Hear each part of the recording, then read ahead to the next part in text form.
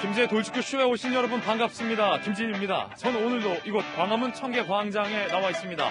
추미애 법무부 장관이 어제 오후 윤석열 검찰총장을 총장 직무에서 완전하게 배제하고 징계를 명령했습니다. 6가지 사유까지 공개를 했습니다. 윤석열 검찰총장 측은 동의할 수 없다며 법적 대응을 하겠다고 나서고 있는 상황입니다. 헌정사상 처음 있는 초유의 일입니다. 오늘 야당에서는 이 추미애 장관의 헌정사상 초유의 행동에 대해서 그 뒤에 문재인 대통령의 묵인이 있는 것 아니냐며 대통령을 추궁하고 나섰습니다. 잠시 후에 이야기 나눠보겠습니다. 저는 비가 오나 눈이 오나 매일 아침 이곳에서 여러분을 기다리겠습니다. 김지의 돌직구쇼 지금 라이브로 시작합니다. 잠깐만요.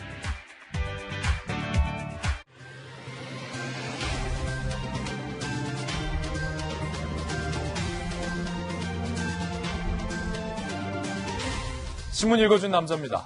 추미애 장관이 윤 총장의 총장 직무 배제와 징계를 명령하면서 밝힌 6가지 징계 사유가 오늘 아침 뜨거운 논란입니다. 여러 조간신문에서는 그 징계 사유에 대해서 분석하고 있습니다. 저희 오늘 김지의 돌직구쇼에서도 상세하게 하나하나씩 차분하게 짚어보겠습니다.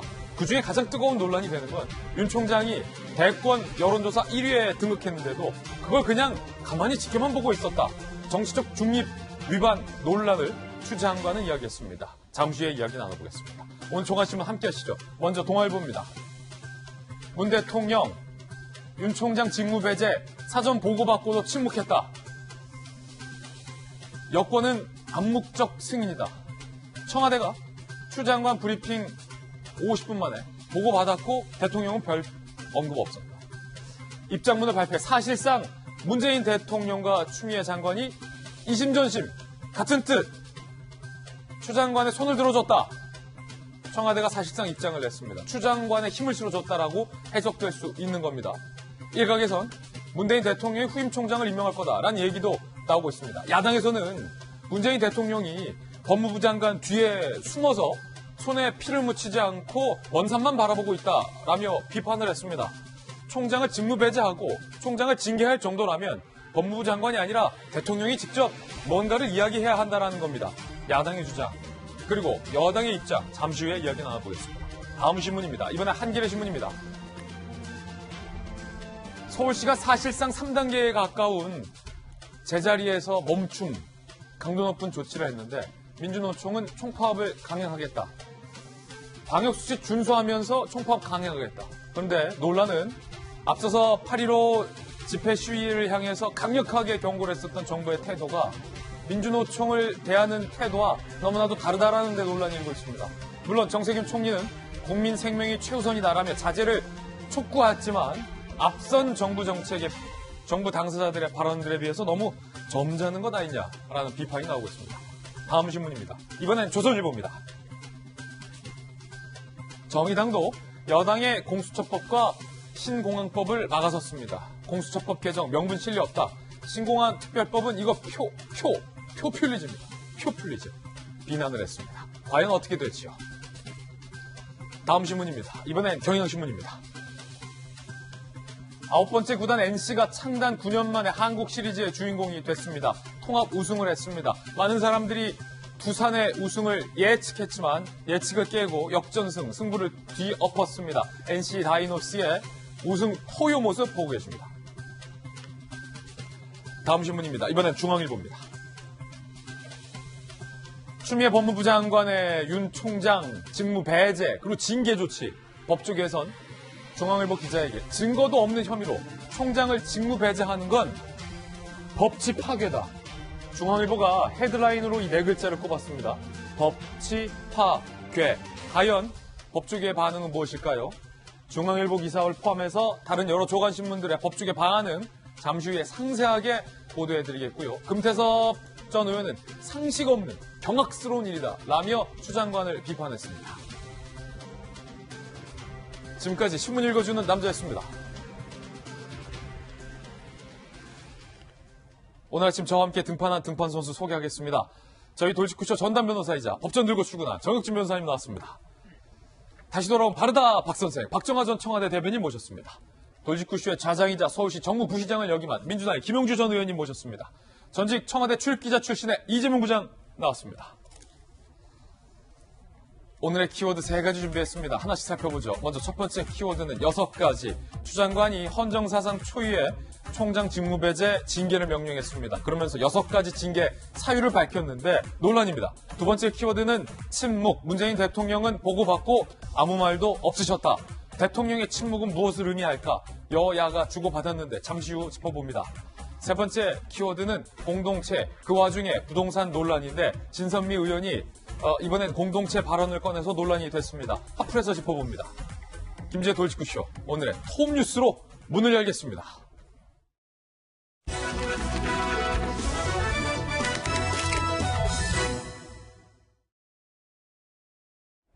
오늘 저희 김진애 돌직구쇼에서는 추미애 법무부 장관이 윤석열 검찰총장을 직무배제 그리고 징계 조치한 것과 관련해서 법무부, 추 장관이 밝힌 6가지 징계 사유 하나씩 분석해 보겠습니다. 법무부, 여권, 청와대의 입장과 이에 대응하는 윤석열 검찰총장 대검, 야당의 입장을 상세히 전해드리겠습니다. 저희 돌직구 함께 하시면서 여러분도 판단해 주시기 바라겠습니다. 먼저 톱뉴스 주제는 이겁니다. 추미애의 마지막 카드, 추 장관이 밝힌 6가지 징계 사유. 과연 법적으로 이 징계 사유는 타당한 것일까? 그 징계 사유가 총장을 직무배제하고 징계 조치에 처할 만큼의 중대한 사유가 되는 것인가? 라는 부분과 관련해서 오늘 첫 번째 이슈에서 상세하게 짚어보겠습니다. 먼저 추 장관이 밝힌 6가지의 징계 사유.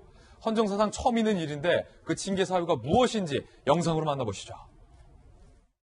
검찰총장의 직무 집행 정지를 명령하였습니다.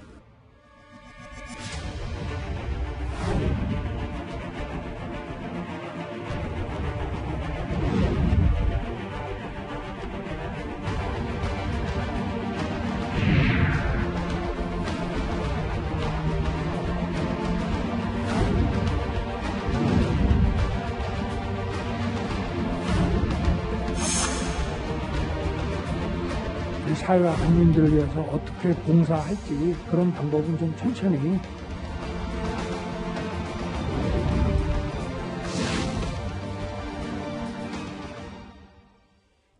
헌정사상 처음 있는 일, 초유의 상황, 드디어 추미애 법무부 장관과 결국 윤석열 검찰총장이 갈 때까지 간 겁니다. 윤석열 총장은 이에 대해서 법적으로 대응하겠다라고 강경하게 밝히고 있는 가운데 대통령은 추미애 장관의 이 같은 결정을 보고받고 침묵하였다가 오늘 조간 뉴스를 장식하고 있습니다. 먼저 추미애 법무부 장관이 밝힌 6가지 징계 그리고 직무배제 사유 자세히 함께 살펴보시죠. 자, 오늘 김진애 돌직구쇼에서는 이 6가지 징계 사유를 첫 번째 이슈로 차분하게 짚어보겠습니다. 첫 번째는 추 장관이 직접 밝힌 겁니다. 언론사 사주와 부적절하게 접촉했다. 2018년 11월 사건 관계자 JTBC 실질사주 홍석현을 만나 부적절 교류를 했다. 두 번째, 조국 사건 등 재판부를 불법 사찰했다. 재판부의 개인정보 담긴 보고서를 보고받아 반부패 강력부에게 전달했다. 그리고 세 번째 사유는요. 한동훈 한명숙 사건의 감찰을 방해했다. 올 4월 대검 감찰부가 한동훈 감찰을 개시한 직후에 중단을 지시했다. 한 전 총리 감찰을 중앙지검 인권감독관실로 이첩 지시했다라고 밝혔습니다. 네 번째 사유는 한동훈 감찰 관련 정보를 외부에 유출했다. 대검 감찰부장이 구두보고 없이 한동훈 감찰하겠다 일방적으로 문자 통보했다라고 언론에 알렸다라는 게 정보를 외부로 유출했다라는 사유 내용입니다. 그리고 다섯 번째, 정치적 중립에 관한 심각한 손상. 대검 국정감사에서 정치참여 선언 해석되는 발언을 했다. 그리고 여론조사 1등 했는데 내버려뒀다. 여섯 번째, 대면조사 협조 의무 위반 및 감찰을 방해했다. 4차례의 대면 감찰 일정 요구에 총장이 불응했다. 라는 6가지 징계 사유를 들며 총장의 직무에서 최종적으로 배제하는 명령을 추 장관은 감행을 했습니다. 추미애 장관이 어제 기자실을 찾아서 이 같은 내용을 발표한 뒤에 수많은 기자들의 질문을 받지 않고 그 자리를 떠서 이 부분도 논란이 되고 있는데 영상으로 먼저 만나보시죠.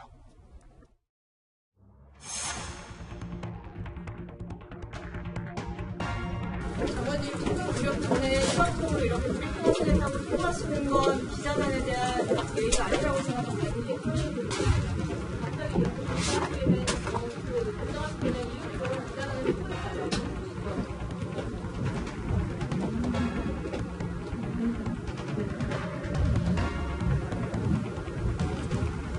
그래서 그 말씀을 하셨으니까 많은 양해를 바랍니다. 사안의 문제점과 또 긴박성 때문에 양해 말씀 먼저 드리고 시작하도록 하겠습니다. 정도 도와주시면 우병재에 해당하는데 행동이 나가십니까? 비리응답 안 받으세요? 장관님 비리응답 안 받으세요? 네, 질의응답을 다음 기회에 하도록 하겠습니다. 아니 오늘 그러실 거면 오늘 할 게 아니라 내일 하시고 질의응답 시간 충분히 하셨다면 되지 않습니까? 장관님 이런 일방적인 거는 진짜 너무하네 진짜.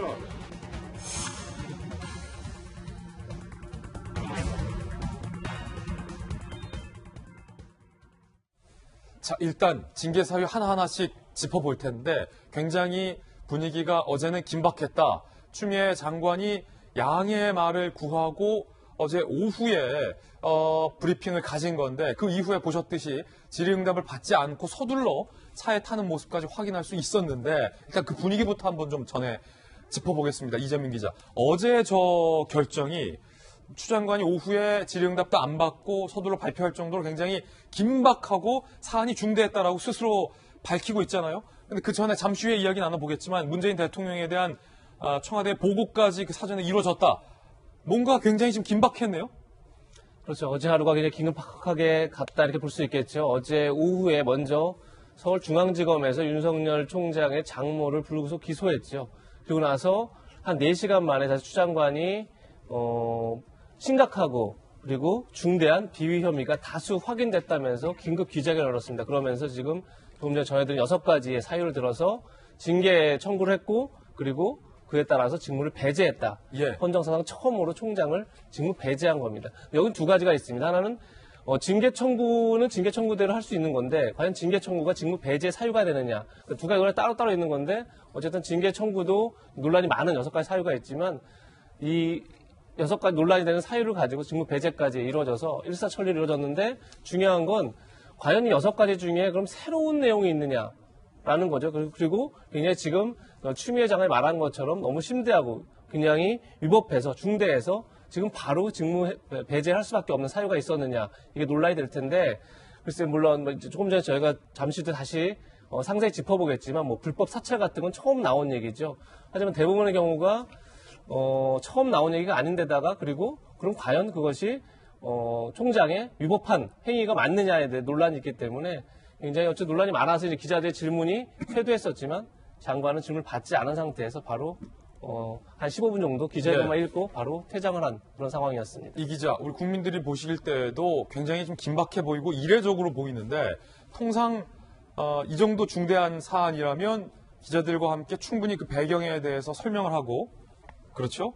예컨대 합리적인 의문이 나올 수 있잖아요. 정말로 이렇게 중차대한 오후에 긴급하게 총장의 직무 배제할 정도의 사안이라면 대통령에게 해임 건의할 생각은 없느냐라는 굉장히 당연한 질문에 대한 응답도 하지 않고서 떠났다. 굉장히 이례적인 상황인 거죠. 그렇죠. 이제 기자들이 굉장히 많은 질문들을 할 수밖에 없는 상황이죠. 얘기한 것처럼 헌정사상 초유의 일이기 때문에 과연 그러면 이게 지금 직무 배제할 사안이다라고 봤으면 당연히 해임 건의를 같이 해야 되는 게 어떻게 보면 정상적일 텐데 해임 건의는 하지 않았죠. 물론 이제 징계 절차를 밟을 거고 그 징계 수위에 따라서 징계 결과가 이제 해임이 나올 수 있지만 어쨌든 간에 여러 가지 지금 해임 건의가 가지 않은 이유도 궁금할 테고 또 중요한 건 6가지 사유에 대해서 추미애 장관은 객관적인 증거 자료가 있다. 그리고 이것이 다 확인됐다. 이런 식으로 표현을 했지만 사실 지금 굉장히 논쟁적인 사안들이 많은 거죠. 과연 언론사에 접촉해서 그것이 부적절한 어떤 결과로 사건 처리로 이어진 건지 그리고 불법 사찰이라는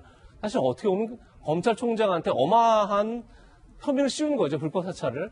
근데 불법 사찰이 과연 어떤 불법을 통해서 어떤 판사에 대한 뒷조사가 이루어진 건지에 대한 어떤 객관적인 설명들이 필요할 때고 거기에 대한 질문이 있었을 텐데 거기에 대한 하나도 답변을 하지 않은 상황에서 그대로 퇴장한 것 자체는 과연 이 긴박함이 도대체 어떤 긴박함이었던 건지 그리고 그 사유가 과연 정당한 건지에 대한 국민적 의혹을 해소하지 못했다 이렇게 볼 수밖에 없을 것 같습니다. 예, 그렇기 때문에 지금 이 시간부터는 추 장관이 밝혔던 6가지 징계 사유에 대해서 조목조목 한번 따져보는 시간을 갖도록 하겠습니다. 자, 먼저 앞서 들었던 것처럼 추미애 장관은 윤석열 총장이 직무를 배제하면서 6가지 징계 사유를 댔는데 그중에 하나가 바로 언론 사주와 부적절한 접촉을 했다. 2018년 11월 사건 관계자 JTBC의 실질적 사주인 홍석현을 만나서 부적절한 교류를 했다라고 추 장관은 징계 사유로 밝혔습니다. 이에 대해서 윤석열 검찰총장 측, 대검 측은 이렇게 반박했습니다. 언론사 사주로 부적절하게 접촉했다라는 추 장관의 지적에 대해서 자, 이것은 검찰의 입장입니다. 지인의 전화 받고 여럿이 모인 자리에서 만났다. 대주주일 뿐 사건 관계인도 아니다. 면담 직후 문무일 당시 총장에게 보고도 했다라고 반박을 하고 있는 그런 상황입니다. 자, 박정하 대변인, 사실은 언론 사주를 만났다라는 것은 지난번 국정감사에서도 여당 의원들의 질의 내용에 있었고 윤 총장도 이에 대해서 반박하기도 했었는데 지금 이것을 징계 사유 중에 하나로 추 장관은 들었단 말이에요. 어떻게 생각하십니까? 일단 이제 어제 추미애 장관이 앞서 이재명 부장 얘기한 것처럼 긴박하게 기자 브리핑을 하면서 윤 총장에 대해 첫 번째 직무배제 사유로 언론 사주와의 부적절한 만남을 댔습니다. 그리고 좀 전에 저희가 그래픽에서 본 것처럼 검찰 측에서는 여러 사람이 있는 사이에 가서 만났을 뿐이다라고 하고 문무일 총장에게 보고했다라고 검찰은 반박합니다. 여기서 팩트, 소위 말하는 사실관계를 한번 짚어보죠. 저 사건이라는 거는 국민 여러분 모두 다 아시는 것처럼 그 태블릿 PC와 관련한 JTBC의 보도, 첫 보도, 그리고 이 태블릿 PC의 진위에 대해서 변희재 씨가 조작됐다라고 한 사건에 대한 내용입니다. 근데 지금 만났다는 11월에는 이미 변희재 씨는 검찰 손을 떠나서 법원에 이미 가 있는 상황이었어요. 그러니까 검찰 당시에 윤석열 중앙지검장이 손을 댈 수 있는 상황이 아니라 이미 검찰 수사는 끝나서 법원의 판단을 기다리고 있는 상황이었기 때문에 이게 과연 사건 관계자의 무슨 부적절한 만남이라고 할 수 있는지에 대한 의문이 하나 있을 수 있고요. 네. 두 번째는 이 태블릿 PC에 대해서 홍석현 회장이 굳이 윤석열 총장에게 부탁할 사유가 없어요. 왜냐하면 이거는 변희재 씨가 더 긴박했던 상황이었기 때문에. 그래서 사실관계로만 따져도 저게 과연 적절한 직무배제 첫 번째 원인이라고 들 수 있느냐라는 데에 대해서 의심이 있습니다.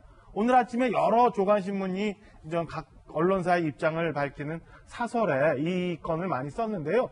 가장 진보적이라고 할 수 있는 경향신문 사설과 제가 한겨레 사설을 인용해 말씀을 드리면 경향신문은 이 6가지 이유에 대해서 명분도 약하고 절차도 아쉬운 초유의 검찰총장 직무배제라는 제목으로 사설을 씁니다. 경향신문.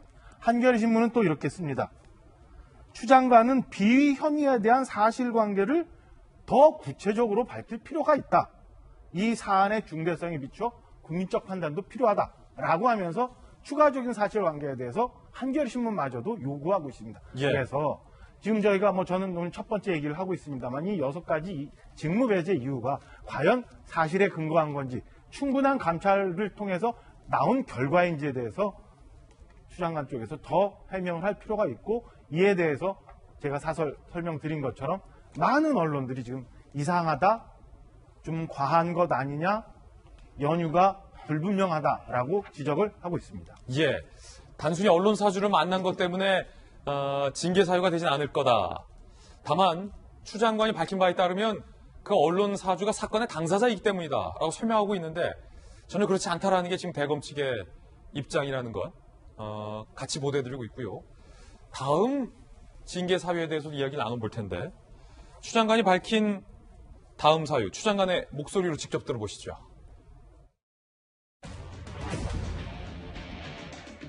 주요 사건 재판부 판사들에 대한 불법 사찰 책임이 있습니다.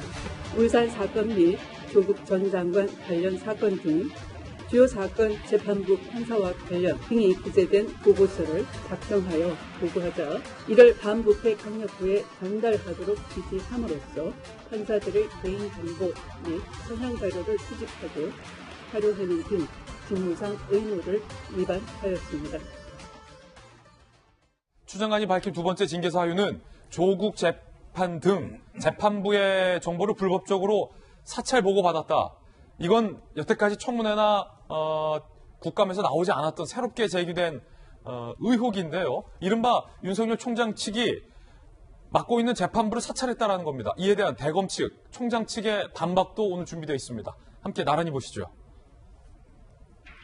공판검사가 인터넷과 법조인 대관 등 통해 파악하고 있는 공개된 참고 자료로 공소 유지를 도운 것이다 라고 해명을 하고 있는 상황입니다. 김용주 전 의원님, 추 장관과 윤석열 검찰총장의 시각이 지금 첨예하게 다른 것 중에 하나가 이 부분인데, 추 장관은 왜 조국 재판 등의 재판부를 사찰했고 보고받았냐, 마치 불법 사찰을 했다라는 식으로 얘기를 했고, 대검 측에서는 공소를 유지하려면 재판부가 누군지는 알아야 하지 않느냐, 이건 사찰이 아니다라고 강하게 지금 반박을 하고, 아마도 향후에 이 부분과 관련돼서 굉장히 좀 법적으로도 치열할 것으로 예상이 되는데, 김용주 의원님은 어떻게 보십니까?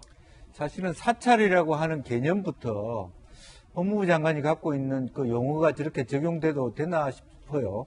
사찰이라는 용어는 불법을 저지를 가능성이 있는 사람에 대해서 그런 부분들을 정확하게 파악해서 기소라는 것을 목적으로 갖고 있고, 물론 영장을 발부받지 않고 있는 것을 우리가 불법 사찰이라고 하죠. 그러면 다시 적용해 봅시다. 그럼 검찰총장이 판사를 기소할 목적으로 판사가 불법적인 행위를 한다는 전제에 조사를 했다는 것인지 그 적용이 안 되는 거죠. 네. 사실은 법무부 장관이 현재 검찰총장이 하고 있는 것이 사찰이에요. 그렇습니까? 역으로 보면. 예. 그러니까 누가 더 심하냐 하는 거죠. 그러니까 법무부 장관이 직무 배제를 당해야 될 잘못된 행위를 하고 있다는 전제에서 정보를 수집하고 있잖아요. 근데 지금 검찰총장이 판사한테 하는 것은 사실은 판사를 기소할 목적으로 불법적으로 정보를 취합하는 게 아니잖아요. 예. 공판을 목적으로 정보, 저 사람의 재판부의 성향이 어떻다. 그 구분을 해야 되는 거죠.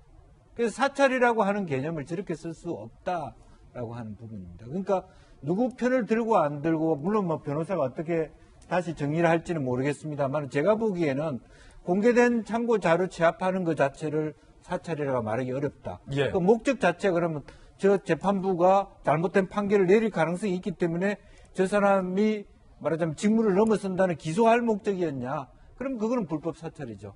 근데 그렇지 않고 공소 유지의 용도라면 그것은 정당한 어떤 정보 취합이다. 그렇게 볼 수 있는 겁니다. 그래서 그런 면에서 과연 이것이 아까 얘기하는 그 법무부 장관이 긴급성을 요구할 정도의 그런 정도, 국민들이 충분히 동의할 수 있는 정도의 용어 적용이냐, 범죄 적용이냐, 불법 사찰을 했다는 그것을 우리가 되짚어 볼 필요가 있다 생각이 들어요. 그렇군요. 정혁진 변호사님, 국민들의 뇌리 속에는 이 불법 사찰하면 마치 민간인을 불법적으로 국가기관이 사찰을 했었다라는 과거의 기억이 떠올라서 깜짝 놀라게 되는데, 자, 법적으로 보실 때 추 장관이 지금 주장하는 대한민국 검찰총장이 판사의 정보를 불법 사찰 보고받았다라는 의혹이 법적으로 타당합니까? 아니면 타당하지 않습니까? 저도 사실은 깜짝 놀랐어요. 불법 사찰이라고 그러니까. 뭐 민간인 불법 사찰도 있었지만 가장 최근은 대법원에서 대법원장이 그 밑에 있는 판사들 이렇게 뒷조사했다. 그래가지고 재판까지 넘겨지고 구속까지 되지 않았습니까? 그래서 그런 일이 있었던 거 아닌가, 그런 의심을 사실은 했는데, 사실은 저도 재판 많이 하지만 재판을 하다 보면요, 그 의뢰인들이 가장 궁금해하는 게 판사님이 누구냐는 걸 갖다가 되게 궁금해한다고. 예. 그러면은 저희 그 법조인 대관 같은 것들이 있어가지고 그 우리 담당하는 판사님이 고등학교 어디 나왔고 대학교 어디 나왔고 뭐 사법연수원이나 그런 데 몇 기고, 이 기본적인 그런 정보부터 정리해가지고 의뢰인들한테 말씀을 갖다 드리는데, 형사 재판에 있어서는 검사가 아무리 높아 보여도 일개 당사자에 불과하거든요. 그렇기 때문에 검사가 아무리 뭘 하려고 해도 마치 대법원이나 법원 행정처 같이 그 담당 재판부한테 어떤 인사상의 불이익이나 이제 그런 것들을 줄 수 있는 가능성은 극히 희박하다, 이렇게 볼 수가 있고요. 그렇기 때문에 사실은 이게 그 정보를 어떻게 취득했느냐가 중요할 것 같아요. 이게 만약에 지금 김영주 전 의원님께서 말씀하신 것처럼 공개된 정보를 잘 정리해가지고 그 보고를 갖다 했다. 그럼 크게 문제가 안 될 거고, 그런데 그 정보 수집에 있어서 비밀 정보 같은 것들을 불법적으로 만약에 정말로 수집했다. 그런 문제가 되겠죠. 그런데 제가 봤을 때 좀 의심스러운 건, 이상하다라고 생각하는 거는 이게 그 대검의 수사정보정책관이 있거든요. 지금 이름은 바뀌었지만 이 수사정보정책관이 이제 부장검사인데 이 부장검사가 나름대로 그 5월, 2월 달에 이걸 정리해가지고 총장한테 보고했더니 그 총장이 그 반부패 그 부장한테 그걸 갖다 넘겨줬다는 얘기예요. 그렇다라고 하면은 이게 총장이 지시를 갖다가 한 건지 아니면 그 담당 그 부장 검사가 자기가 스스로 만든 건지 이것부터 사실 밝혀져야 되고 그다음에 또 웃긴 것은 지금 반부패 부장이 심재철 검사장인데 추미애 장관하고 굉장히 가까운 분이고 또 얼마 전에 뭐 돈을 갖다가 그 특활비 운운해가지고 문제가 됐던 그런 분이란 말이에요. 그렇다라고 한다면은 윤 총장이 바보가 아닌 이상 심 부장이 심 검사장이 굉장히 그 법무부 장관하고 가까운 사람이라고 하는 걸 알 텐데 이거를 그 반부패 부장한테 그냥 넘겨줬다? 이것도 조금 석연치 않은 그런 부분이 있고 그 다음에 올 2월 달에 문제가 된 게 이제 울산 사건, 조국 전 장관 사건 이런 사건들인데 담당 부장판사가 사실은 재판 진행함에 있어서도 굉장히 검찰한테 좀 편파적으로 불리하게 진행했다라는 그런 의심을 굉장히 검사들이 많이 갖고 있었거든요. 그러니까 검사들 입장에서는 공판 진행하는 과정에 있어서 부장판사에 대해서 다른 재판보다는 조금 더 신경이 쓰이지 않았을까. 그렇기 때문에 이런 정보를 취득한 거 아닌가. 일단 그런 의심은 사실은 좀 듭니다. 판단은 우리 국민 여러분들께서 해주시기 바라겠고요. 추 장관이 또 문제 삼은 또 다른 징계 사유는 바로 윤 총장의 측근으로 알려진 한동훈 검사장과 관련된 징계 사유입니다. 대검 감찰부가 한동훈 검사장을 감찰하려고 했는데 윤 총장이 측근이라는 이유로 그 감찰을 일방적으로 막았다라는 게 추 장관의 문제 제기입니다. 이에 대한 총장 측의 반박 함께 보시죠.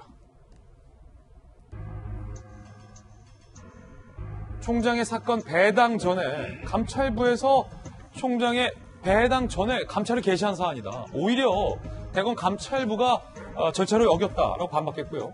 한명숙 사건, 한 전 총리 사건 감찰은 본래 인권부 소관이다. 인력이 부족해 중앙지검으로 내려보낸 것이지 이것을 막기 위해서 인권부로 배정한 것은 아니다라고 총장 측이 반박을 했습니다. 결국 추 장관은 총장이 한동훈 검사장 측근을 비호하기 위해서 감찰을 무력화시켰다라고 의심하고 있는 것이고 총장은 이에 대해서 정면으로 반박하고 있는 겁니다. 지난 국감 때도 이와 비슷한 논란이 있었고 총장은 이렇게 답했습니다.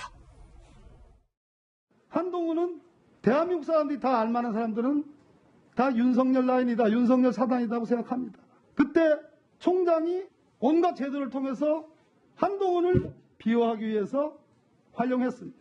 제가 그거를 한동훈 검사를 비호하려고 한 적도 없고 비호가 됩니까?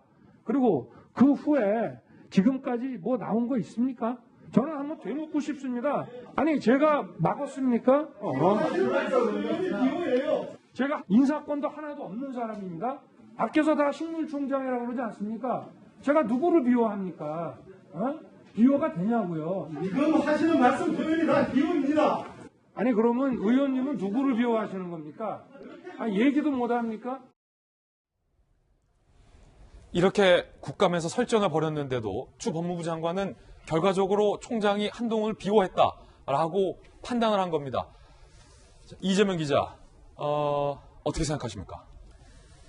네, 지금 글쎄요, 이제 워낙 양쪽 주장에 첨예하게 맞서고 있으니까 사실은 이것도 역시 이제 징계 심의 절차 과정 또는 윤석열 총장이 조만간 가처분 신청 내지 행정소송을 걸겠다고 하니까 과연 그 법정에서 어떻게 판단할지 봐야겠지만 얘기가 전혀 다른 거죠. 그러니까 지금 윤 총장의 주장은 이겁니다.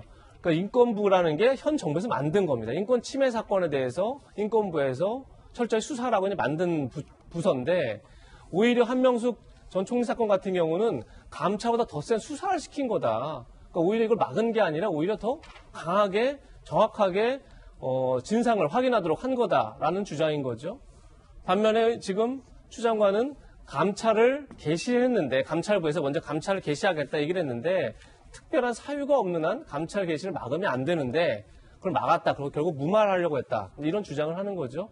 그런데 또 거꾸로 대검에서는 검찰총장에게 배당권이라는 게 어떻게 보면 가장 강력한 권한이죠. 검찰총장에. 그런데 검찰총장이 감찰을 배당하지도 않았는데 감찰부가 먼저 나서서 감찰하려고 하고 또 문제는 한동수 감찰부장이 그걸 여러 차례 이걸 막았다 이런 것들을 이제 본인의 소셜미디어에 공개하기도 했었죠. 오히려 그게 감찰 사안이다 이렇게 또 거꾸로 얘기를 하고 있기 때문에 굉장히 지금 첨예하게 맞서고 있는 상황인 건 틀림없는 사실이고 다만 이제 한동훈 검사장 사건이나 한명수 전 총리 사건이나 지금 그 뒤로 어떤 여러 가지 검찰 수사나 감찰 과정에서 특별한 게 지금까지 지금 조금 전에도 뭐 윤석열 총장도 얘기했지만 나온 게 없는 상황에서 과연 그 자체를 가지고 어떤 결과가 나왔는데 감찰을 막았는데 나중에 뭐 다르게 해봤더니 엄청난 뭐 다른 게 나왔다 이렇게 하면 뭐 윤 총장에게 어떤 수사를 무마하려거나 감찰을 무마하려는 의혹이 있다 이렇게 얘기할 수 있지만 특별하게 없는 상황에서 저것이 징계 청구뿐이 아니라 직무를 배제할 그 중대하고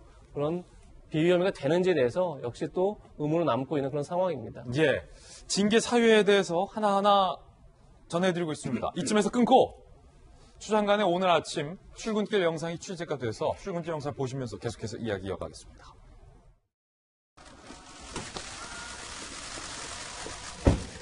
장관님 어제 윤 총장이 끝까지 그 법적 투쟁하겠다 뭐 이렇게 했는데 혹시 입장 한 번만 말씀해 주시죠. 조금 전 출근길 영상 보셨습니다. 기자의 질문에 아직까지 답변을 하지 않고 있는 모습도 확인됐습니다. 그리고 대검 측에 있는 저희 취재 기자를 통해서 방금 확인한 결과 윤석열 총장이 직무가 배제됐기 때문에 오늘 출근을 하지 않고 총장 대행이 지금 직무를 대행하겠다라는 것으로 대검 측에 확인이 돼서 뉴스 속보로 전해드리겠습니다. 추 장관은 조금 전 출근을 했고 총장은 오늘 출근하지 않았다라는 이야기입니다. 자, 추 장관이 밝혔던 징계 사유 하나하나씩 짚어보고 있습니다. 네 번째 살펴볼 징계 사유도 역시 한동훈 검사장과 관련된 징계 사유인데요. 추 장관은 대검 감찰부장이 구두 보고도 없이 한동훈 검사장에 대해서 감찰하겠다라고 일방적으로 문자로 통보했다라며 총장이 이 사실을 언론에 알렸다. 이걸 정보를 외부로 유출했다라고 추 장관은 표현을 했습니다. 다시 대검 감찰부장이 구두 보고도 없이 한동훈 검사장에 대해서 감찰하겠다라고 일방적으로 문자 통보했다라고 언론에게 통보한 것을 한동훈 검사장에 관련된 정보를 외부로 유출했다라며 징계 사유로 든 겁니다. 이에 대해서 대검 측, 윤 총장 측은 이렇게 반박했습니다. 법무부는 그럼 어떤 경로로 총장이 언론에 해당 내용을 유출했는지 밝히지 않고 있다. 언론 보도가 됐어요. 저희들도 보도했고 한동훈 검사장에 대해서 총장에게 보고도 안 하고 대검 감찰부장이 문자로 통보했다라는 식의 언론 보도.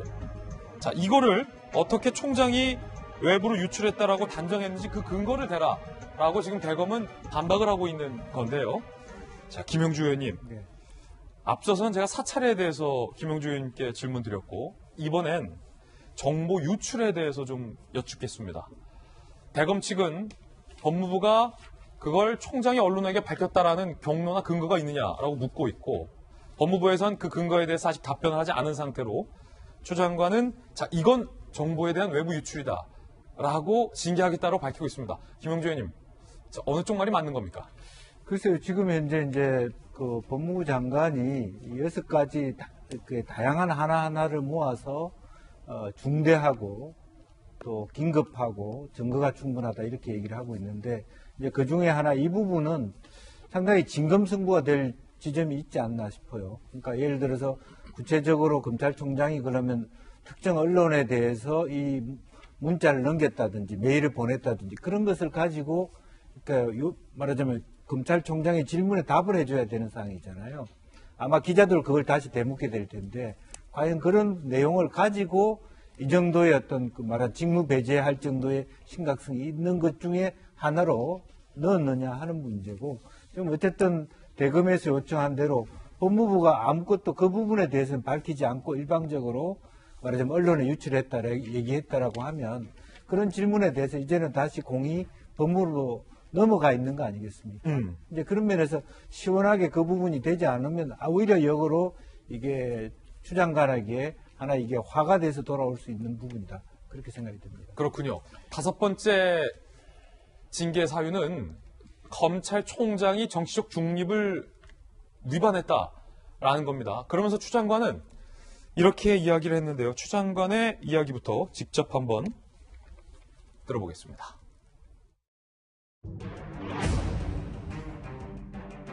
검찰총장으로서 정치적 중립에 관한 위험과 신망을 향상시켰습니다. 지속적으로 보수 진영의 대권 후보로 거론되고 대권을 향한 정치 행보를 하고 있다고 의심받아 왔고 급기야 퇴임 후 정치 참여를 선언하는 것으로 해석되는 발언을 하였으며 대권 후보 지지율 관련 여론조사 결과가 발표됨에도 능동적 조치들을 취하지 아니한 채 묵인 강조하였습니다. 더 이상 검찰총장으로서의 직무를 수행할 수 없을 정도에 이르렀습니다. 추미애 장관 스스로가 밝히고 있듯이 대권 여론조사에서 윤 총장이 1위로 나오고 있는데 이걸 능동적으로 막지 아니하고 묵인 방조했다. 이것이 정치적 중립 의무를 위반한 것이다 라고 주장을 하고 있습니다. 이에 대한 대검의 반박 이렇습니다. 퇴임 후 국민께 봉사 방법 생각해보겠다는 발언에 대한 논리적 비하, 정치하겠다를 한 번도 이야기하지 않았다. 그리고 여론조사에 대해서도 총장은 계속 빼달라라고 요청을 한 사안이다라고 반박을 하고 있습니다. 윤 총장이 밝혔다는 그 마지막 발언, 추 장관은 대선 여론조사를 묵인했던 것과 그리고 국감에서 이런 발언을 한 것을 모두 정치 중립을 위반했다라고 규정을 했는데요. 그때 그 발언 들어보시죠. 우리 사회와 국민들을 위해서 어떻게 봉사할지 그런 방법은 좀 천천히 퇴임하고 나서 한번 생각해 보겠습니다. 지금은 제가 글쎄 그건 뭐 제가 지금 말씀드리기 어렵습니다. 박정하 대변인께 두 가지 질문 드리겠습니다. 추미애 장관이 주장했던 두 가지. 여론조사에 1위로 나오는데 이것을 능동적으로 막지 아니하고 묵인 방조했다. 그리고 방금 들으셨던 총장의 그때 저 발언. 이 두 가지가 정치적 중립 의무를 위반한 것인지에 대해서 첫 번째 질문 드리고요. 두 번째 질문은 법무부 장관과 윤석열 검찰총장 중에서 누가 정치적 중립의 의무를 위반하고 있는 것이냐? 우선 첫 번째 질문에 대해서 말씀을 드리면 사실관계는 이것밖에 없어요. 윤석열 총장은 나는 대권 후보 지지율에서 빼달라라고 공식적으로 언론에 요청을 했고 여론조사 기관과 두 번째는 그 국감에서 앞서 저희가 본 것처럼 퇴임 후 국민을 위해서 봉사하겠다라는 딱 한 줄의 말밖에 한 적이 없어요. 이걸 가지고 정치 표현을 했다 혹은 그 묵인 방조했다라고 얘기하는 거는 저는 글쎄 이게 적절한 비유일지 모르겠습니다만은 그 전에 학교 다닐 때 보면 불량배들이 그 가방 딱 들고 옷 정장하고 이렇게 꼿꼿하게 걷고 가는 애들 보면서 한 대 때려요. 그럼 왜 때리는지 모르잖아. 그러면은 이유가 이런 거예요. 기분 나빠서 그냥. 너 왜 꼿꼿하게 걸어? 너 왜 책가방 똑바로 들고 다녀? 우리처럼 삐딱하게 들지. 이런 거랑 똑같은 거 아닌가라는 싶은 생각이 들 정도로 이 6가지 중에서 저는 가장 황당한 사유다라고 평가하고 싶고요. 두 번째, 사실은 지금까지 온 걸로 보면 저희가 누차 말씀을 드렸지만은 윤석열 총장이 오히려 정치적 행위 내지는 정치적 언급을 많이 했느냐, 아니면 추미애 법무부 장관이 오히려 검찰을 정치판에 갖다 집어넣고 대한민국의 법치를 정치판에 집어넣고 정치적 행위를 했느냐라고 물어본다면 저는 많은 국민들이 굳이 누라고 거명 안 해도 언급 안 해도 한쪽으로 기울 거라고 봅니다. 이런 것 때문에 저는 이런 오늘의 이 상황까지 왔다고 보여지고요. 두 가지 질문에 이제 답을 드리면서 이 6가지 결국엔 마지막 가면 그냥 너 그만둬 라는 얘기밖에 안 되지 않나 라는 생각이 들고, 과연 우리 지금 얘기 나오는 라임 옴니버스에 누가 어디까지 연루됐는지, 울산 선거 관련해서 누가 어디까지 연루됐는지, 멀쩡했던 월성 1호기가 왜 그만 섰는지, 뭐가 두려워서 저렇게 당신들이 임명했던 검찰총장을, 당신들이 그렇게 극찬했던 검찰총장을 치졸하고 찌질한 방법으로 찍어내게 하려는지 여쭙고 싶은 마음입니다. 예. 자, 방금 들으신 의견은 박정하 전 대변인의 개인적 견해라는 말씀 드리겠습니다.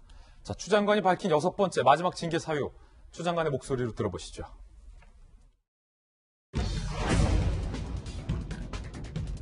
방문 조사를 사실상 거부하여 감찰 업무 수행에 필요한 협조 사항에 대해 협조하지 아니하여 법무부 감찰 규정을 위반하였습니다. 검찰총장은 후에 걸쳐 방문조사 거부 의사를 명확히 표시하였고 공무원의 당연한 도리임에도 검찰총장이 이에 불응하고 감찰 조사를 방해한 것에 대해서 깊은 유감을 표시합니다. 이에 대한 대검 측의 반박 함께 보시죠. 서면으로 보내면 충실히 설명하겠다고 했는데 왜 비협조를 하는지 의문. 법무부가 오히려 감찰 규정을 어겼다라고 반박했습니다. 정익준 변호사님, 이 사유가 마지막 징계 사유입니다. 그런데 이게 그 법무부 감찰 규정이 있어요. 그 규정이 어떻게 되어 있냐면 이렇게 감찰을 시작하려면 요건이 있단 말이에요. 어떤 요건이냐면 형사 처벌이나 징계 처벌을 받을 만한 상당한 이유가 있어야 되거든요. 그러면 이러이러한 이유가 있기 때문에 아무리 당신이 총장이지만 감찰의 대상이 됐다. 그러니까 거기에 대해서 협조를 해라. 이렇게 이야기를 했어야 됐는데 그런 이야기는 전혀 없이 뜬금없이 너 그냥 감찰 대상이야. 이렇게 이야기를 갖다가 한 거고 그 다음에 저도 사실은 궁금했는데 지금 6가지 사유가 쭈르륵 나왔는데 그중에 그 5가지 사유죠. 6가지 사유는 이걸 갖다가 안 받았다라고 하는 거니까 그 5가지 사유 중에 제대로 된 감찰 사유라고 할 만한 것 자체가 과연 있는 것인가. 그러니까 윤 총장 입장에서는 만약에 정말로 내가 나도 모르게 잘못한 것이 있다라고 하면 내가 감찰을 갖다가 받겠지만 그걸 잘 모르겠으니까 그걸 먼저 밝혀달라는 취지로 이야기했던 것 같은데 그것을 갖다가 밝히지 않은 상황에서 그러니까 네가 어쨌든 그 감찰의 대상이다. 그런데 감찰의 대상임에도 불구하고 협조를 안 했기 때문에 감찰이다. 이거는 뭐 이상하고 앞뒤가 맞지 않은 그런 거라고밖에는 해석이 안 되는 것 같습니다. 예. 여러분들의 생각은 어떠십니까? 징계 사유 6가지에 대한 추 장관의 입장과 또 윤석열 검찰총장들의 입장 그리고 우리 패널들의 개인적 견해들 함께 전해드렸습니다. 이번엔 두 번째 이슈를 소개할 텐데요. 이에 대한 윤 총장 측의 대응과 입장과 관련된 이야기입니다. 그리고 문재인 대통령은 추 장관으로부터 이런 브리핑 전에 이 모든 사실을 보고받고 아무 말도 없었다. 침묵을 선택했다라고 동아일보는 오늘 보도하고 있는 것과 관련한 내용도 전해드리겠습니다. 먼저 추 장관이 발표하고 8분 만에 윤석열 검찰총장은 이렇게 밝혔습니다. 윤석열 검찰총장 입장문. 검찰의 정치적 중립성을 지키기 위해 그동안 한 점 부끄럼 없이 소임을 다해왔다. 위법, 부당한 처분에 대해 끝까지 법적 대응하겠다. 라고 굉장히 강경한, 길진 않지만 굉장히 강경한 입장을 밝힌 겁니다. 추 장관의 6가지 징계 사유에 대해서 윤석열 검찰총장은 한 점 부끄럼 없이 살았다. 법적 대응하겠다라고 밝힌 건데 자, 일단 이재명 기자. 받아들일 수 없다. 법적 대응하겠다. 조금 전에 입장이 이렇게 나왔습니다. 어제부터 징계 사유와 직무 집행 정지 조치에 대한 법리 검토를 진행 중이다. 검토가 마무리되는 대로 효력 정지 가처분과 행정소송을 낼 예정이다. 결국 윤 총장이 선택할 수 있는 게 이미 징계가 청구되어 있는 상황이고 징계 청구가 되면 이제 법무부의 검사 징계위원회에서 징계 여부를 이제 심의를 하게 되죠. 근데 그 징계위원회를 함이 추미애 장관이 이제 위원장을 맡고 있고 그리고 이제 법무부 차관이 위원으로 들어가고 또 장관이 지명한 검사 2명이 또 위원으로 들어가고 그리고 또 장관이 위촉한 법학자가 그 교수 그다음에 법조인 그리고 외부 인사 이렇게 해서 총 7명 구성되는데 결국은 다 추미애 장관이 지명하거나 위촉한 사람이 들어가는 겁니다. 결국 그래서 징계위원회에서 정확한 심의를 받기 어렵다 이렇게 윤 총장 판단한 것 같고 그런 점에서 윤 총장은 결국은 마지막으로 법원에 이 징계 청구가 합당한 건지 거기에 대해서 정확하게 판단을 받아보겠다. 이게 이제 윤 총장의 생각인 것 같습니다. 그런 점에서 어제 길진 않았지만 마지막에 있었던 위법 부당한 처분에 대해 끝까지 법적 대응하겠다. 이것이 윤 총장의 지금 입장이고 이걸 통해서 지금 이 징계 청구가 과연 정당한 것인지 아니면 부당한 것인지 밝혀서 결국은 이제 결국 법적 싸움으로 갈 것이고 근데 그렇게 되면 결국은 이게 언제 마무리될지 사실 딱 예측하기 쉽지 않은 거죠. 그런 점에서 굉장히 글쎄 어떤 이제 또 징계심의위원회에서 어떤 결론을 낼지 모르겠으나 상당히 긴 싸움이 될 수 있다 이런 생각도 듭니다. 그렇군요. 자, 정익진 변호사님, 초유의 총장 직무정지 그리고 초유의 총장의 법적 대응일 것 같은데 아까 효력정지 가처분 신청 등등 말씀해 주셨는데 법적으로 총장이 지금 할 수 있는 것들이 무엇이 있습니까? 일단 집안 꼴이 말이 아니다 싶어요. 예. 왜냐하면 법으로 먹고 사는 사람들이 법무부 검찰하고 대법원 아닙니까, 법원. 그런데 법무부 검찰 똑같은 그 법조인들이 자기 그 일하다 제대로 처리하지 못해가지고 법원에다가 뭐 총장이 나가야 되느니 마느니 이런 이야기 하는 것 자체가 참 어느 집안인지 참 그렇다는 생각이 들고요. 윤석열 총장이 할 수 있는 거는 4가지가 있습니다. 첫 번째는 이제 가처분은 행정소송에는 가처분이 없고요. 집행정지라고 하거든요. 집행정지. 그러니까 검사징계법에 따라서 법무부 장관이 검찰총장에게 직무집행정지를 갖다가 명했거든요. 그 직무집행정지에 대한 집행정지 신청을 이제 행정법원에다 제기를 갖다가 하면서 본안 행정심판, 행정소송을 갖다가 제기하게 되니까 그렇게 한 세트로 2가지 이제 소송이 진행이 될 거고요. 그 다음에 중요한 거는 뭐냐면은 이제 조금 있으면은 검사 징계가 이제 징계위원회가 그 구성이 돼가지고 징계가 이제 시작이 될 텐데 뭐 보나마나 검사의 징계 그 사유는 5가지가 있거든요. 해임, 면직, 정직, 그 다음에 감봉, 견책 이렇게 5가지가 있는데 뭐 안 봐도 뻔하죠. 뭐 해임이 될 거예요. 근데 이 해임은 어떻게 되느냐? 법무부 장관의 제청으로 대통령이 해임을 하도록 그렇게 되어 있단 말이에요. 예. 그러면은 이렇게 해임이 나오면 윤석열 총장이 그냥 물러설 수는 없을 거고 여기에 대해서도 똑같이 집행정지와 그 행정소송, 본안 행정소송을 갖다가 제기하게 될 거니까 아마 이제 윤석열 총장 입장에서는 4가지 소송을 갖다가 할 수밖에 없을 텐데 일반적으로 제가 행정소송 많이 하는 편인데 집행정지는 단 한 번도 져본 적이 없어요. 예. 그러니까 집행정지는 웬만한 법원에서 인정을 갖다가 해주니까 아마 오늘 내일 중으로 이제 집행정지 신청 들어갈 것 같은데 제 생각에는 뭐 요건도 그렇고 그 실질적인 내용도 제가 봤을 때 홍석현 회장 같은 경우도 피의자가 아니고 피해자인데 피해자 만났다고 그게 잘못됐다라고 이야기하는 것 자체가 말이 안 되는 거거든요. 그러니까 실질적인 요건도 좀 이상한 데다가 일반적으로 법원이 집행정지를 잘 받아주는 그런 경향 같은 것들을 보면 아마 조만간 그 총장으로서의 그 직무는 다시 회복되지 않을까 하는 게 제 생각이고 진짜로 중요한 거는 이제 해임 처분이 났을 때 거기에 대해서 집행정지가 이루어지고 행정소송에서 이길 수 있을 것인가 그거는 관전 포인트라고 할 수 있겠습니다. 그렇군요. 그리고 만약에 대통령이 해임을 한다면 윤 총장이 대통령의 결정, 해임 결정에 대해서까지 법적 조치를 할지는 의문이군요. 그런데 안 할 수가 없겠는 게 만약에 스스로 내가 물러나겠다 아니면 대통령이 불러가지고 아니 그냥 당신 좀 물러나라 이렇게 하면은 모르겠는데 이거는 네가 이러이러한 잘못을 했으니까 그것에 따라서 법적으로 네가 위법한 행위를 했으니까 그 해임이 되는 것이다라고 하는 거는 똑같은 해임이라고 하더라도 너무너무 다른 거기 때문에 그거는 아마 수용하기 어렵지 않을까 싶네요. 그렇군요. 검찰 내부의 분위기도 오늘 여러 조간신문들의 취재가 됐습니다. 함께 보시죠. 일부 검사들 추 장관이 선을 넘었다.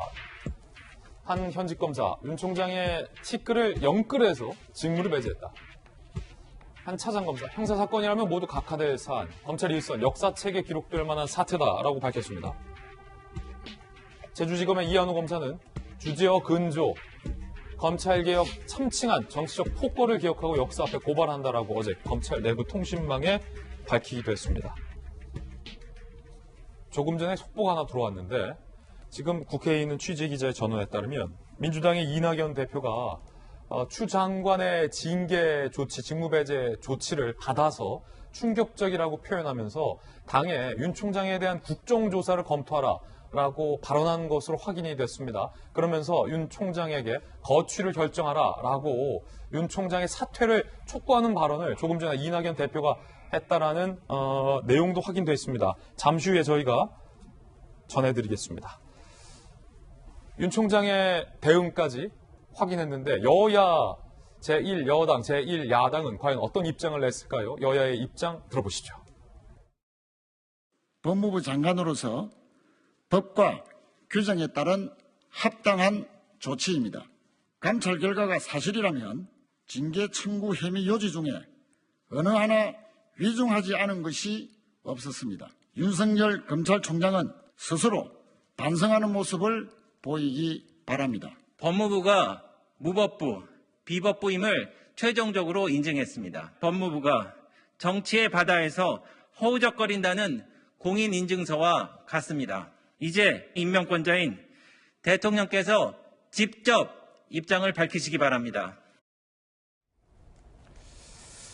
자, 여야 입장 들어봤습니다. 이낙연 대표가 조금 전에 그렇게 발언을 했는데 저희가 발언은 지금 확인 중에 있고요. 어제 입장을 올렸습니다. 이낙연 대표의 입장 살펴보시죠. 자, 어제 냈던 입장도 조금 전 저희 취재 기자가 전해준 조금 전 발언과 크게 다르지 않군요. 충격과 실망을 누리기 어렵다. 법무부는 향후 절차를 법에 따라 엄정하게 진행하기 바란다. 윤 총장은 공직자답게 거취를 결정하라. 자, 이낙연 대표가 얼마 전까지만 하더라도 추 장관에 대해서도 스타일에 문제가 있다라는 식으로 그리고 윤 총장을 질타하면서 양쪽에 대해서 양변론적 입장을 보였는데 어제 추 장관의 저 브리핑 이후에 추 장관의 발언에 확 무게를 실어서 윤 총장에 대해서 거취를 결정하라 라고 여당의 대표가 윤 총장의 거취를 촉구했습니다. 사퇴를 촉구했습니다. 자, 민주당 출신의 금태섭 전 의원은 이에 대해서 이렇게 입장을 냈습니다. 경악스러운 일이다. 여러 가지 이유를 들고 있지만 상식 있는 사람이라면 진짜 징계 청구의 이유가 무엇인지 알 수 있다라고 비판을 했습니다. 자, 김영주 의원님. 네. 이낙연 대표가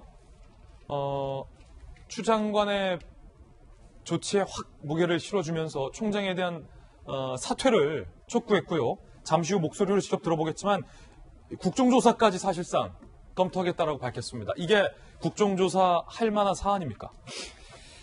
글쎄요, 뭐 그것은 또 그 국회 안에서의 논의가 필요하지만 우선은 이낙연 대표의 판단의 근거는 오히려 그 추 장관의 그 말하자면 기자 브리핑의 내용에 있는 것보다는 비서실장을 통해서 대통령이 그것을 보고를 받았고 그 부분에 대해서 특별한 다른 언급이 없었다.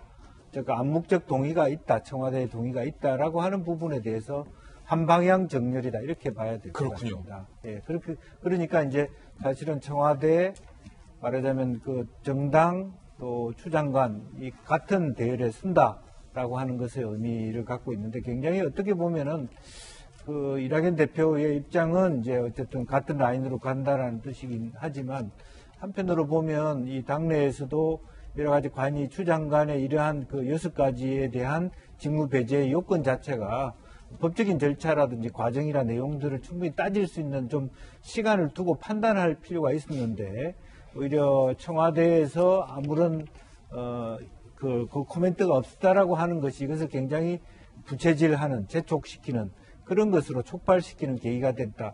그렇게 볼 수 있을 것 같습니다. 예. 조금 전 이낙연 대표의 국정조사 발언 지금 들어왔습니다. 들어보시죠. 법무부가 밝힌 윤 총장의 혐의는 충격적입니다. 법무부의 규명과 당연해 국회에서 국정조사를 추진하는 방안을 당에서 검토해 주시기 바랍니다. 윤 총장은 검찰의 미래를 위해서 스스로 거취를 결정해 주기 바랍니다. 자, 박정희 대변인, 이낙연 대표는 이 국정조사까지 지금 거론을 하면서 윤 총장의 사퇴를 강하게 압박했습니다. 글쎄 뭐 좀 전에 김영주 의원님 말씀 주셨지만 저게 국정조사 깜인지는 잘 모르겠는데 아까 먼저 말씀드린 것처럼 사실은 정치권이 너무 검찰과 법무부의 싸움을 정치판으로 끌고 들어오는 듯한 느낌이 우선은 있습니다. 그리고 야당이 어떻게 판단할지 잘 모르겠습니다만은 그 전에 사실은 여러 가지 의혹에 대해서 라임 옵티머스나 뭐 이런 사실에 대해서 여러 건에 대해서 야당이 여당의 국정조사 요구를 했습니다만 그때마다 매번 거부했던 국정조사를 여당 대표가 먼저 꺼낸 것에 대해서 이상한데 제가 야당 책임자라면은 국정조사 한번 검토해보자고 하고 싶어요. 과연 윤석열 총장이 국정조사에서 어떻게 답변하는지 국민들이 보고 국민들이 판단하게끔 하는 장을 만들어주는 거를 여당이 과연 원할까? 그냥 레토릭 수준에서 또 얘기를 하는 것 아닌가 싶은 생각이 듭니다. 좀 전에 김영주 의원 말씀 주신 것처럼 어제 그리고 며칠 전부터 쭉 보면은 그냥 쭉 한 줄 서기 정렬의 모습이 딱 보여요. 며칠 전에 어떤 여당의 중진은 이 검찰총장 사태와 관련해서 한번 지켜보시지요라고 어디 라디오 방송에 얘기한 걸 제가 들었었는데 그거 이후에 6시 긴급 브리핑 그리고 이에 발맞추듯 대표와 총리마저도 윤 총장에 대해서 경악스럽다. 그다음에 거취를 결정하라. 이렇게 얘기하는 것 보면 저는 이미 오래전부터 잡혀있는 수순을 그냥 차곡차곡 밟아가는 것 아닌가라는 생각이 듭니다. 두 가지 조금 말씀드리면 요즘에 보면 이 여권 인사들처럼 말 바꾸기 그다음에 논리 비하기 심한 거 처음이에요. 지금도 보니까 윤석열 총장 감찰 딱 결과 뭐 얘기하고 직무배제 법무장관이 발표하자마자 바로 거치 결정 이렇게 나오고 얼마 전에도 저희 봤잖아요. 김해공항 조금 부적절 이러니까 그게 바로 가덕도. 과연 이 말 바꾸기 논리 비하기 어디까지 갈지 그냥 내 편의에 따라서 오늘은 이런 색 내일은 이런 색 이렇게 얘기하고 있는 거 아닌가 싶은 생각이 듭니다. 예. 문재인 대통령의 뜻은 무엇일까요? 과연 총장을 직무 배제하고 감찰하겠다. 헌정사상 처음 초유의 일을 추미애 장관의 홀로 뜻으로 감행한 걸까요? 동아일보 취재에 따르면 그렇지 않다는 겁니다. 이미 사전에 문재인 대통령 청와대에 보고를 했고 문재인 대통령은 그 이야기를 듣고 과연 무슨 이야기를 했을까요? 문재인 대통령의 뜻이 무엇일까요? 침묵. 이낙연 당대표가 과거에 침묵도 하나의 강한 의사표현이다라고 밝힌 바 있습니다. 자, 이낙연 대표의 그 말에 따르면 대통령의 지금 오늘 이 침묵은 어떤 강력한 의사표현인지 묻지 않을 수 없는데요. 청와대 추 장관 브리핑 50분 뒤에 입장문을 냈습니다. 장관 발표 직전에 보고받았다. 별도의 대통령의 언급은 없었다.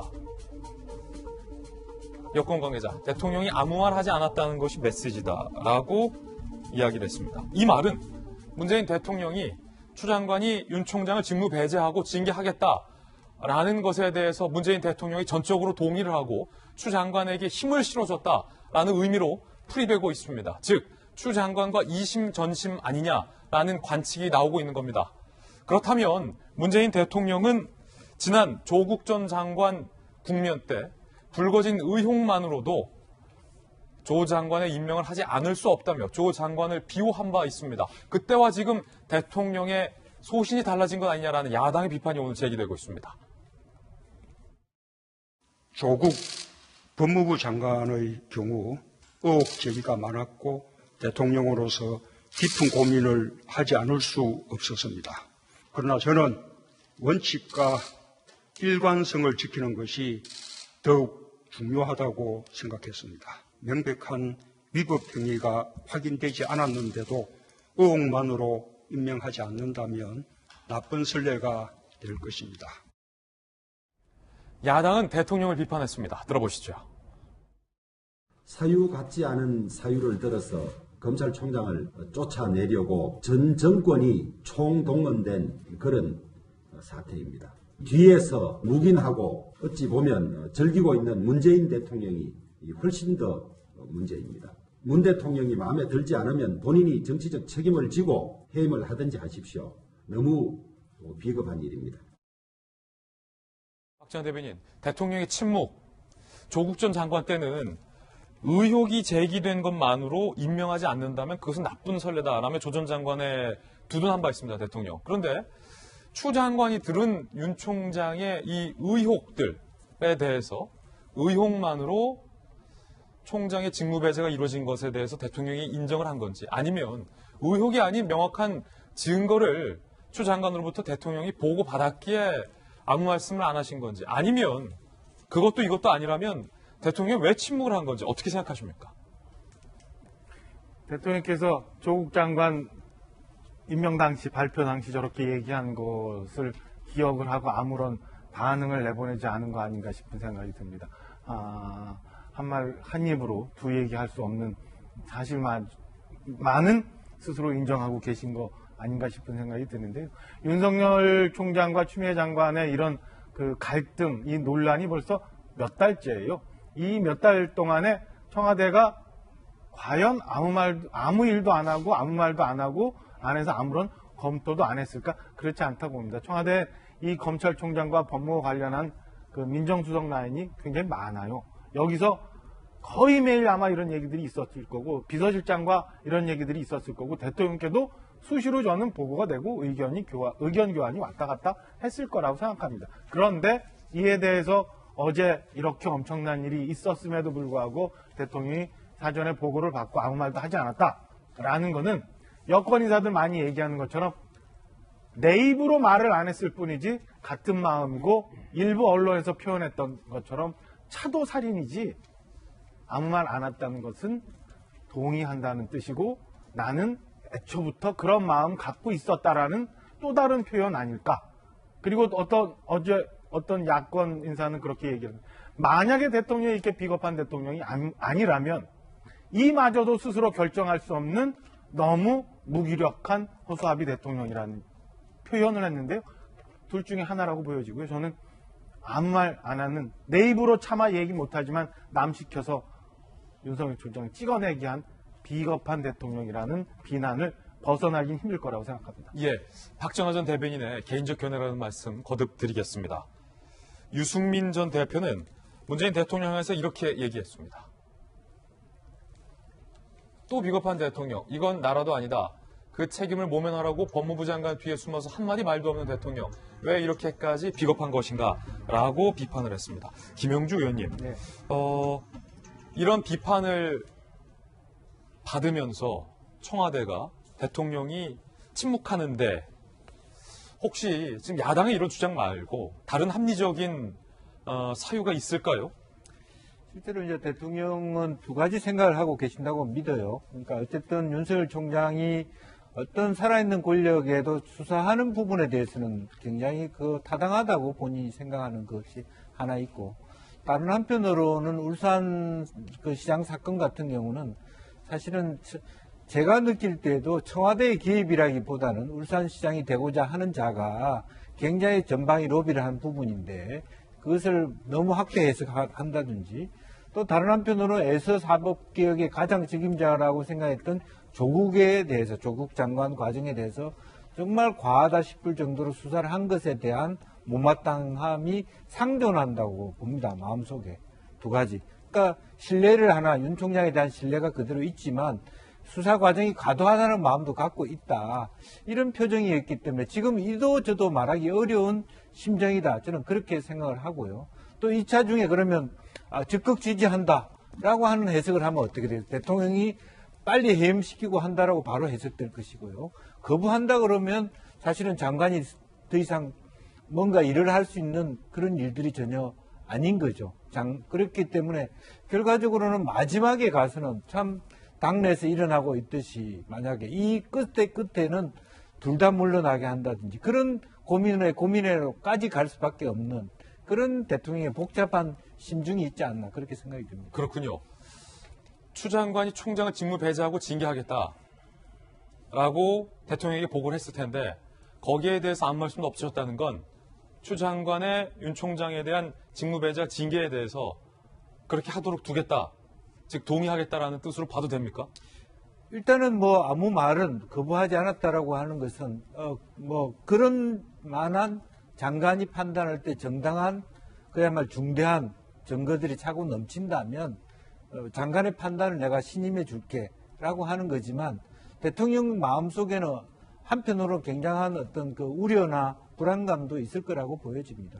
오늘 조간신문들은 사설에서 이 문제에 대해서 일제히 사설을 보도하고 있습니다. 주요 사설 함께 보시죠. 먼저 동아일보, 얼기설기 혐의로 검 총장 직무배제 한 번도 경험 못한 정권, 이미 알려졌던 내용들을 중대한 비리처럼 규정하거나 추 장관 측이 일방적으로 주장해온 것을 얼기설기 엮은데 불과하다는 지적이 나온다. 문재인 대통령은 2017년 이영렬 당시 서울중앙지검장을 돈봉투 만찬에 대한 감찰 지시로 몰아낸 뒤 윤 총장을 안치더니 이번에는 법무부 장관을 통해 윤 총장을 직무에서 배제했다. 정권 보호와 사정기관 장악을 위해서는 수단과 방법을 가리지 않다 보니 초유의 무리수가 거듭되는 것이다. 라고 동아일보는 썼습니다.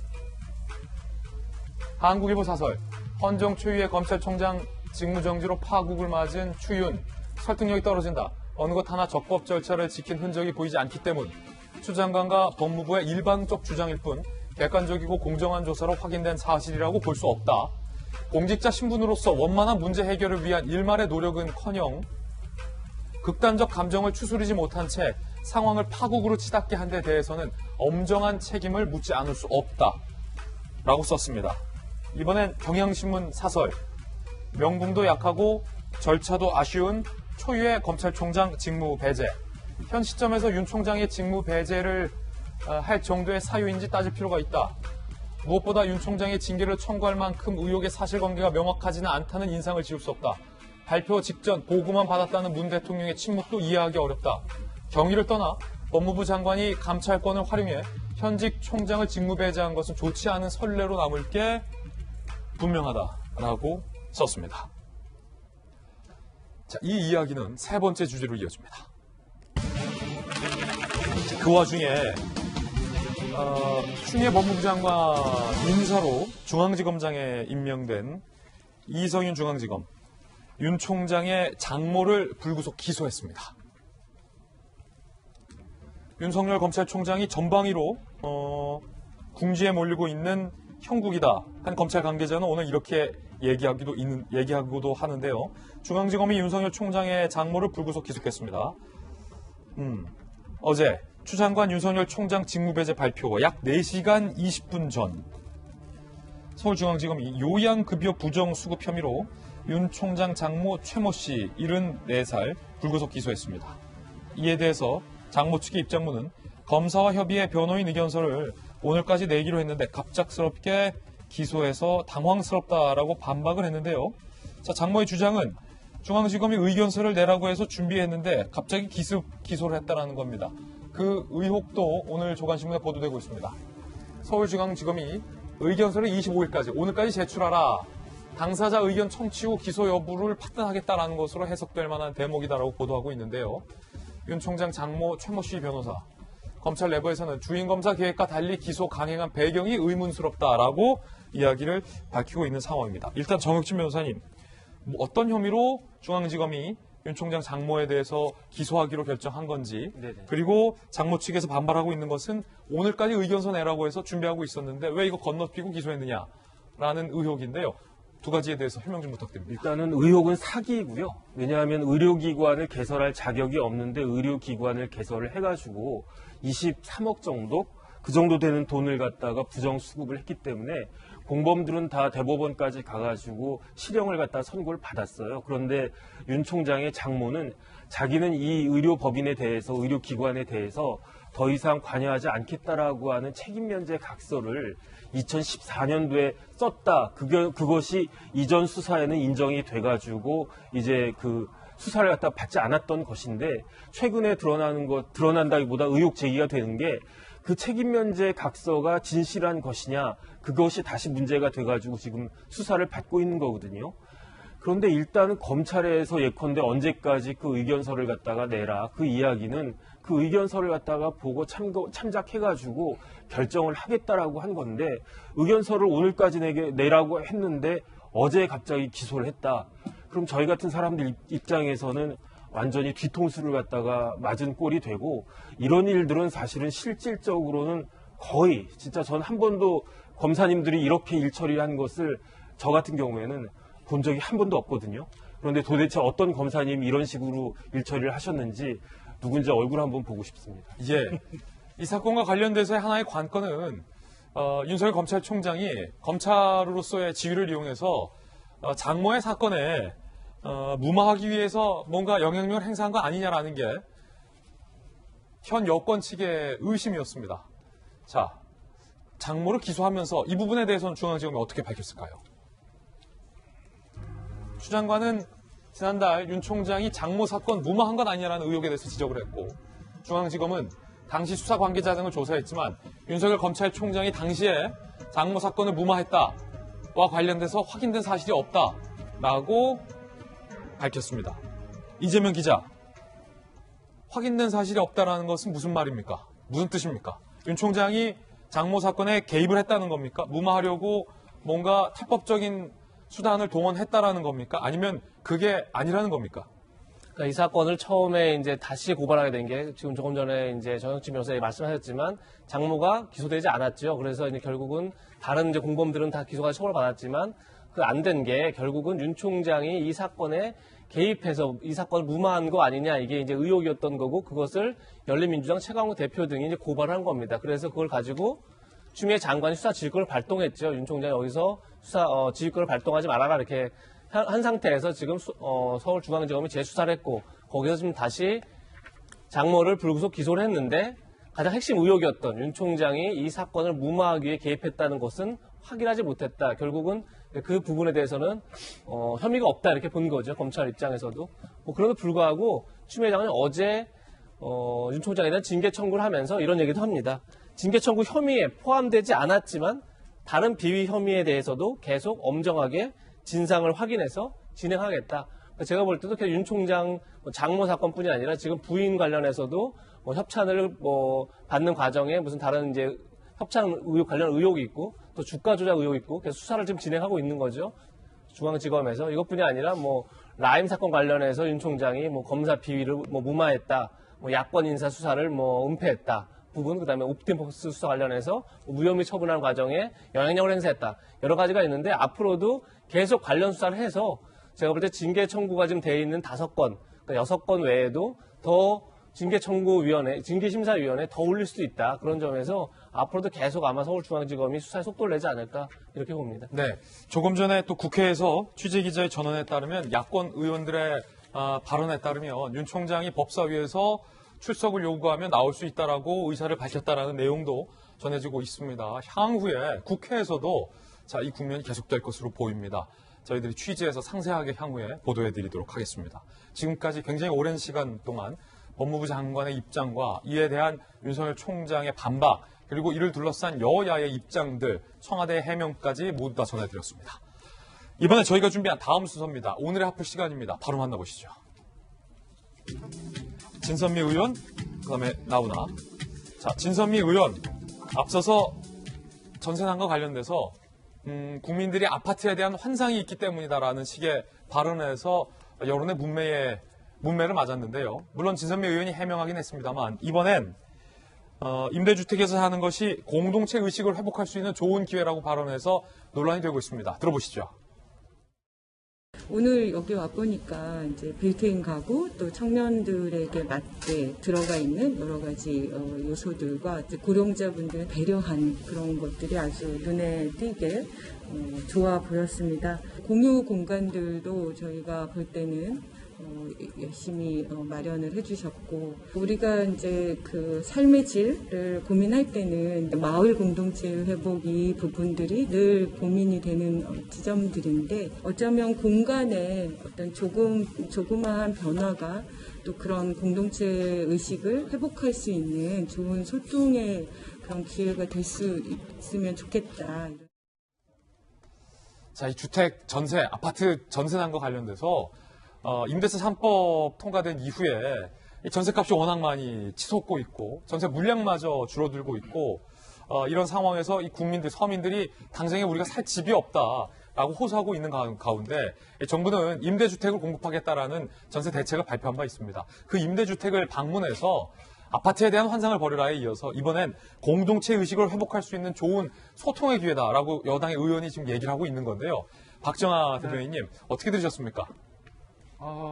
부동산 문제에 관한 아직도 오해의 바다에서 헤매고 있는 것 같다는 생각이 들어요. 지금 좋은 아파트 말고 다른 임대주택 줄 테니까 가서 좀 열심히 살아라. 아파트랑 똑같네를 지난주에 진선미 의원이 얘기했는데, 어제는 또 구로에 가서 또 공동체 의식 회복하기 위해서 참 좋은 기회다라고 얘기하는 걸 보면서 아직도 헤매고 있구나라는 생각이 드는데요. 왜 아이들 하나, 둘 혹은 선원 낳아서 같이 사는 대여섯 가구에 대해서는 생각 안 하고 이렇게 1인 가구, 2인 가구용 6평짜리 단칸방만 계속 얘기하는지 잘 모르겠어요. 지금 얘기하는 게 공동체 회복을 얘기하는 건지, 저는 공동체 해체하고 가족도 해체하고 이런 상황에서의 부동산 대책을 얘기하는지 잘 모르겠습니다. 아직도 오해받아서 헤매고 있다고 생각하고요. 진단을 잘못하고 있는 거예요. 지금 부족한 거는 우리 아이들 키우면서 애 크면 처음에 같이 한 방에 키우다가 한 방씩 나눠주고 싶어 하는 그런 아주 평범한 사람들이 방 3개, 4개짜리 방, 아파트, 집 필요하다고 얘기하는데 지금 아직도 여전히 6평짜리 임대주택 보면서 오피스텔보다 좋네. 여기서 살면 여러 사람들이 섞여서 살 수 있으니까 공동체가 회복되겠네. 라고 하는 엉뚱한 소리를 여전히 하고 있는 것 같아서 답답한 마음 아주 어떻게 표현을 못하겠습니다. 예. 자, 김영주 의원님, 박정하 전 대변인 개인견이었는데 김영주 전 의원님께서 어떻게 들으셨습니까? 사실 아무래도 이제 소셜 믹스라고 하는 개념 때문에 거기에는 이제 청년도 살고 노인도 살고 이렇게 다양한 가구들이 산다라고 하는 얘기 속에서 공동체 의식이란 말이 생겼을 텐데 중요한 것은 장소와 메시지를 좀 잘 섞을 필요가 있습니다. 장소와 메시지를 잘 해야 된다. 지금 저기 육평은 어떻게 보면 대학 기숙사 같은 곳이에요. 대학 기숙사에 가서 이만하면 살만하나 이런 얘기는 사실은 조금 적절하지 않다. 최소한 15평, 20평 정도에 가서 그래도 살아봅시다. 이것도 부족하지만 그래도 더 좋아졌습니다. 빌트인. 이제 그런 부분이 저는 좀 아쉽다라고 생각이 들고 정말 더 진선미 위원장이 알아야 될 것은 공동체 의식이라는 것은 자기 공동체에 대한 자부심으로부터 나오는 겁니다. 근데 이 사람들이 공동임대주택이라고 하는 사회적인 말하자면 약자로 낙인 찍혀가면서 더 훨씬 어쩔 수 없이 저걸 선택하는 사람이 공동체 의식을 느낄 수 있냐. 실제로 공동체 의식을 느끼기 위해서는 정말로 LHSH가 말하자면 이 가격을 완전히 기름을 쫙 빼고 정말 좋은 아파트들을 싼 가격에 놓아서 정말 기존 아파트에 못지않은 그런 선택을 할 수 있을 때만 공동체 의식이 회복이 된다. 이제 그런 면에서 여당의 어떤 또 국토위원장으로서 마음 아파하는 마음을 전하는 것이 더 맞지. 소셜 믹스로서 좋네 여기도 이렇게 얘기하는 것은 그 자체가 나쁜 얘기는 아니었습니다만은 장소가 메시지하고 안 맞았다. 저는 그렇게 봅니다. 자, 두 번째 악플은 나훈아 씨의 콘서트가 매진됐다라는 얘기입니다.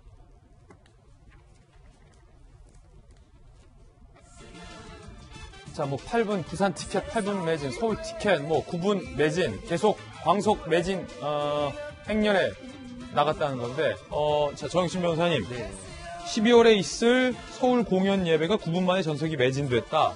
자, 효도 전쟁이 벌어졌다. 프리미엄도 몇 배가 붙었다고 그러는데 일단은 나훈아 씨 콘서트는 옛날부터 인기가 되게 좋았어요. 그런데 올해 같은 경우에는 달리 효도할 수 있는 방법이 많이 줄어들었어요. 해외여행 보내드리기도 그렇고 그러니까 더 그런 것들이 있는 것 같고 그 다음에 시대 상황이 저부터도 콘서트 가가지고 테스 형 한번 들어보고 싶다 이런 생각이 들 정도니까 아마 이런 것들이 복합적으로 작용해가지고 인기가 이전보다도 더 몇 배 더 높아진 것 같습니다. 예, 이게 참 연말 콘서트 열풍을 본다고 하는데 한편으로는 또 코로나 때문에 좀 걱정도 되네요.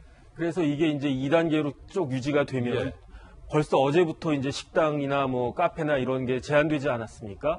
그렇게 되면 아마 콘서트 자체가 성사가 되지 않을 그 위험성도 있지 않을까 싶어가지고 빨리 이 코로나가 좀 잠잠해져야 되겠다 그런 생각이 듭니다. 예, 자, 조금 전 들어온 코로나와 관련된 뉴스 속보도 한번 언급을 해드리겠습니다. 오늘 코로나 신규 확진자 수가 382명이 발생했다. 여전히 굉장히 높은 일 확진자 수가 발표됐습니다. 전해드립니다.